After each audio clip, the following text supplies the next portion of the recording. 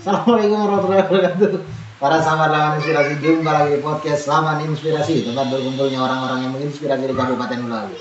Apabila Anda mencari inspirasi, Anda tepat berada di podcast Laman Inspirasi. Hari ini kita akan membicarakan suatu hal yang menginspirasi dari warisan nenek moyang bersama Bang Tomo. Bang Tomo ini posisinya adalah Kepala Danai. Jadi kalau misalnya ada kepentingan apa terkait hutan adat, izinnya bisa melalui Kepala Danai inilah. Nah, kita akan ngomongin tanaman-tanaman obat yang ada di hutan adat. Ada berapa jenis tanaman obat di sana, Pak? Kira-kira? Kalau jenis tanaman obat tuh banyak. Ada banyak. Kira-kira puluhan gitulah. Ada puluhan ya. Nah, hari ini yang paling sering dipakai itu tanaman apa, Pak, yang dijadikan obat? Tanaman sejenis daun-daunan seperti daun kayu itu apa namanya, kayu abu itu, Kayu abu. kayu engkobang bahasa kami sini kan. Nah, itu sering dilakukan di sini. Kayu abu sama engkoban itu beda enggak? Beda. Oh, beda. Itu kedua daun itu manfaatnya untuk apa? Pertama, untuk apabila kita terkena parang di rasau, luka kenapa segala, tidak ada setelah itu pertolongan darurat lah. Nah, jadi kita ambil daun itu kan, lalu itu kita tumbuk ataupun kita kunyah, pas kita tempelkan di luka itu. Udah 1 hari dia kering. Oh, 1 hari udah bisa langsung bisa kering. Udah kering. Tapi masih sakit ya? Masih. Ajaib juga ya. Ada apa, misalnya kena luka, kena parang 1 hari dalam kering. Kita pakai Hansaplast, kita pakai obat merah atau pakai apa, betadine atau apa, beberapa hari baru butuh kering. Itu daun apa, Pak, yang dipakai untuk itu tadi? Kayu abu. Kalau seperti sini kayu abu sama daun kobang. Kalau daun apa? Kobang. Nah, itu untuk apa tuh? Bisa untuk tanaman, bisa juga untuk adat istiadat, misalnya masuk balik. Bahasa kami sini kan. Masuk apa? Masuk balik itu. Masuk balik itu gimana tuh? Apa namanya kalau bahasa di sini, untuk tanaman padi itu, Pak. Oh. Bisa juga untuk napas menantu, bisa juga daun-daun itu, Pak. Kembang itu. Daun-daun itu banyak dipakai untuk kegiatan-kegiatan budaya. Misalnya orang mau nanam padi, daun itu diapakan? Daun itu diambil untuk di tempat-tempat gini kan. Nah, seperti orang menantu itu bisa juga daun itu. Berarti daunnya dikebas-kebaskan gitu. Tahu nggak kenapa sejarahnya daun itu kok bisa jadi alat itu gitu? Jadi banyak kegiatan-kegiatan budaya yang menggunakan daun itu. Apa daun itu punya khasiat yang lebih kah? Atau kalau di saya kan kebetulan orang Jawa, di Jawa tuh ada namanya daun kelor. Nah, itu kalau misalnya di Jawa daun kelor tuh misalnya ada orang apa udah tua nggak meninggal, itu biasanya ada simpenan, ada susuk di dalamnya. Nah, salah satu untuk mengeluarkan susuk itu dimakankan daun kelor atau dipukul-pukulkan daun kelor. Nah, ada cerita macam itu juga enggak? Daun apa tadi? Kobang.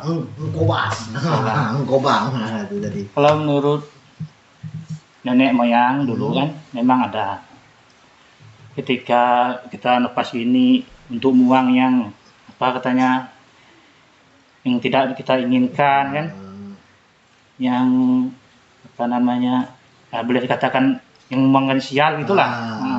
Yang tidak kita inginkan, buang-buang yang supaya dia terbang terang gitulah. Biasanya kan gitu. Ada pergi lah. Tapi daun itu hanya untuk kegiatan-kegiatan apa budaya seperti itu, enggak sampai bisa dimakan atau apa gitu, enggak bisa. Bisa untuk sayuran bisa. Untuk sayur bisa. Dengan sayur bisa. Untuk campuran sayur atau dia hanya jadi sayuran inti gitu? Enggak, hanya untuk campuran gitu aja. Campuran. Ketika kita misalnya mancing apa segala di rasau itu kan, ada itu campur dengan itu bisa juga. Dia kering, daging ikan itu kering. Ke tanaman, ke daging jadi apa efeknya jadi kering. Jadi agak kering, enggak terasa apa, Nggak lembek gitu. enggak lembek itu lah. Lembek ya. Kalau makan ikan memang nyaman agak kering-kering ya, lebih nikmat. Nah selain itu ada apa lagi bang? Selain tanaman itu, misalnya untuk obat apa? Kalau misalnya saya tahu kan obat-obat yang apa herbal itu yang tradisional, misalnya kayak jambu, apa daun jambu bisa jadi obat apa diare. Kalau nah di sini ada nggak tanaman yang bisa jadi semacam itu gitu? Ada. Itu daun kayu abu tadi itu juga bisa untuk apabila perut kembung, kita dimakan itu. Bisa ada juga daun tawas tuh. Daun tawas. Daun tawas tuh bisa juga untuk memanaskan perut kita. Kalau di sini Pak, kalau ketika orang mau melahirkan, daun itu dijemur dulu. Dijemur dulu. Ketika dia pas mau melahirkan, kita kunyah, kita sembur di perut nih, belakang perut ini, supaya dia panas kan, hangat kan. Itu kalau hangat efeknya jadi apa Pak? Jadi gampang melahirkan atau? Jadi gampang melahirkan. Kalau kita di sini ya. Itu daun apa tadi? Daun tawas. Daun tawas. Kalau misalnya selain daun-daunan macam buah atau batangnya yang digunakan gitu, ada nggak? Kalau buah tuh masuk asam ganih bisa. Asam ganih bisa. Untuk luka tuh bisa, cuman dia agak apa namanya sakit ketika dioleskan gitu. Tapi dia sama juga asiannya kering juga. Karena dia asamnya kan terlalu itu asam ganih itu. Kering juga kalau luka dioleskan tuh. Kalau apa? Yang lain tadi selain asam ganis, kalau yang batang ada enggak? Yang batang untuk minuman ada batang tawas tuh. Kalau yang untuk melahirkan tadi itu kan daunnya ya. Nah kalau yang ini kulitnya bisa juga apabila badan agak meriang-meriang gitulah. Jadi kita rebus kita ambil air minum, panas badan tuh. Apa semacam jahe gitu ya, berarti semacam jahe itulah. Bisa ada khasiat seperti itu. Jadi selain dari daunnya, batangnya juga bisa. Kayak gitu.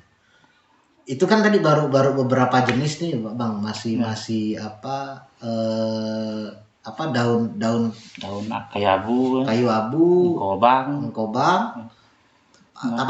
tawas. Nah, baru 3 jenis kan tadi, ada puluhan loh. Ada enggak penyakit yang misalnya ekstrim gitu? Kalau misalnya contohnya ini kan misalnya apa, ada bajakah gitu. Apa untuk obat kanker ya kalau nggak salah. Bajakah untuk obat apa? Kanker ya? Bajakah nih. Kayu bajakah, akar bajakah kan. Untuk obat apa? Itu kan obat yang sakit yang besar. Ada enggak di sini tanaman apa yang penyakitnya obatnya belum ditemukan, misal apa gitu? Misalnya contohnya kayak buah merah di Papua itu kan bisa mengobati HIV. Padahal obat HIV belum ada gitu. Nah, itu apa, ada enggak hal semacam itu di hutan adat sini? Kalau untuk sementara ini terus terang Pak, yang jenis tanaman obat itu belum kita nemu ya.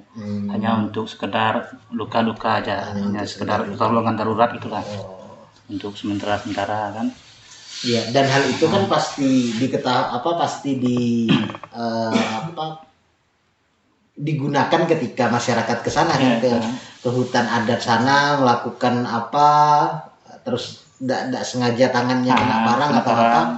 Itulah yang kita ambil dulu. Yang diambil. Pernah dengar ada enggak sih Bang sejarahnya enggak sih Bang, kenapa misalnya kayak ini daun apa tadi? Engkobang, daun engkobang bisa untuk jadi obat gini. Pernah dengar ceritanya nggak, siapa yang gimana ceritanya kok bisa tiba-tiba jadi obat gitu? Jadi gini, kami tahu nih sering ikut orang tua kan kerasa itu pas terkena keban parang apa tergores apa segala kan itu yang diambil. Nah kami sekarang ngikut itulah. Nah dari itulah kami tahu untuk luka, untuk obat-obatan luka itu Bang, sementara itu kan. Apabila berladang kan tidak sengaja terkena terkena kaki ataupun lengan nih kan barang. ambil daun kayu abu, dikunyah-kunyah, dioleskan situ. Berarti kalau kayu abu kan enggak perih ya. Ah, Kalau kayu abu enggak perih apa? Kalau asam gandis tadi perih, itu perih. tapi kering. Tapi kering. Cepat kering. Sama cepatan mana asam gandis sama Cepatan asam ganis. Oh, cepatan asam gandis. Tapi asam ganis itu harus yang agak muda. Saya pernah mencoba itu, Pak. Itu. Ya sayangnya kita hari ini ngobrolnya enggak di tempatnya langsung ya. Kalau misalnya kita bisa di tempatnya langsung itu pasti akan lebih menarik. Ada contoh ini tanamannya, ini daunnya, ini bisa jadi seperti apa itu pasti lebih menarik. Ini kan kita hanya cerita di awang-awang aja. Cuma tanaman itu hanya untuk luka ringan. Kalau yang besar itu enggak. Langsung ke dokter lah kalau masalah kayak gitu. Nah, ringan lah tergores atau apa, atau hanya kena sedikit gitu lah. Sedikit. Kena parang sedikit lah baru bisa pakai itu. Nah, tanaman-tanaman itu tumbuhnya hanya di hutan adat atau atau di lingkungan daerah-daerah kampung sini ada? Kalau tanaman itu dia tersebar di mana-mana ya, di lingkungan sini, di hutan adat tuh banyak juga. Bahkan di belakang rumah gitu ada. Berarti itu sengaja ditanam atau memang tumbuh liar? Tumbuh liar sendiri. Siapa tahu kan karena masyarakat tahu manfaatnya seperti apa, terus tiba-tiba ditanam siapa tahu tangan saya nggak sengaja luka atau apa tiba-tiba dipakai aja. Gitu. Tumbuh sendiri. Ada tanaman tadi kan ada satu tanaman yang digunakan untuk adat istiadat gerobang itu tadi ya untuk mau nikah, untuk ketika mau nanam padi. Ada tanaman lain nggak sih Bang yang digunakan untuk kepentingan budaya yang lain gitu? Misal itu apa Bang? Itu sama juga, khasiatnya kan kegunaan sama, itu daunnya bale angin kalau kami di sini bilang. Bale angin. Bale angin. Itu kayak apa daunnya, Bang? Daunnya kayak daun sungkai. Wah, sungkai saya tidak pernah lihat. Sungkai, kayak itulah kalau bahasa kami sini kan. Itu fungsinya untuk untuk busur gitu. Untuk apabila habis panen padi gitu kan. Menantu itu daun itu juga dipakai, daun gerobang sama daun bale angin. Itu dua-duanya dipakai atau salah satu? Kalau ada ya dipakai semua. Kalau ada dipakai, kalau enggak ada salah satu. Kalau salah satunya harus ada itu. Ada maksud lain nggak sih selain hanya untuk selain untuk mengusir yang sial-sial, ada maksud lain nggak atau ada arti lain nggak dari tanaman itu digunakan ketika menet mantu atau apa gitu? Ya terus terang kalau untuk makna lain saya kurang tahu, hanya itulah yang orang tua bilang kan, bahwa ditopas pakai daun gerobang sama daun bale angin tuh supaya mereka tuh hidup bahagia, nggak ada halangan itu ini kan. Jadi istilahnya boleh dikatakan membuang yang sial lah. Membuang yang sial. Kalau ada tanaman yang dijadikan hiasan nggak sih Bang di sini? Misalnya dalam acara resepsi gitu. Kalau di budaya saya kan kebetulan orang Jawa nih, kalau misalnya di budaya saya kan ada daun kelapa yang dibentuk jadi hiasan pinggir kuade itu ada hiasan seperti itu. Di sini ada nggak budaya semacam itu, Pak? Jarang. Cuman kalau untuk daun, untuk kita bikin selamatan, bubur apa segala macam itu ada. Nah, itu pakai apa di sini, Pak? Itu dicampur dengan daun pandan wangi. Pandan wangi. Daun pandan biasa yang biasa macam dipakai apa? Pandan yang biasa dipakai untuk bikin cendol atau apa itu nggak? Atau beda daunnya? Mungkin pandan itu lah. Daun pandan yang agak persegi gitu daunnya tuh. Model daun nanas tuh. Oh, sama berarti. Itu dipakai untuk apa? Untuk bungkus. Untuk dibungkus, untuk campur bubur segala kan. Nah, daun itu sering. Oh, saya baru tahu kalau daun itu bisa untuk Jadi dia bungkus. pas ketika kita bikin bubur, Hah? kita buka tutupnya dia bau wangi. Oh, Nah, itulah, untuk campuran. untuk campuran itu. Ya, ya, ya, ya. Kalau itu Itu saya tahu. sering. Ya, ya, ya, ya, ya, ya. Ada lagi nggak Bang? Ada informasi yang perlu kita ketahui nggak tentang tanaman pohon, tanaman-tanaman hutan apa tanaman-tanaman obat dari sini yang butuh kita ketahui? Eh,